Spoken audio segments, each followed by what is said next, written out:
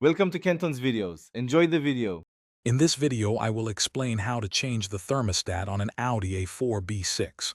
First, ensure your engine is completely cool to avoid burns. Gather all necessary tools and a new thermostat with its O-ring.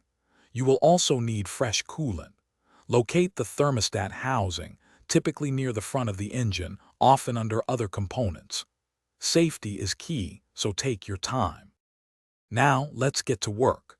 Place a suitable drain pan beneath your radiator and open the drain plug to begin draining the coolant. For some models, you might need to remove a lower hose instead. Always disconnect the battery's ground strap for safety. The thermostat is located behind the alternator, so you'll need to remove the alternator to get proper access to the housing. With the alternator out of the way, you can now access the thermostat housing. Disconnect any hoses and electrical connectors attached to it. Use a 10mm socket to unbolt the housing from the engine block.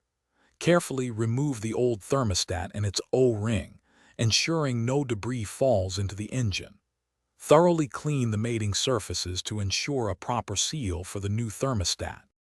Install your new thermostat with a fresh O-ring into the housing, then reattach the housing to the engine, tightening the bolts to the specified torque.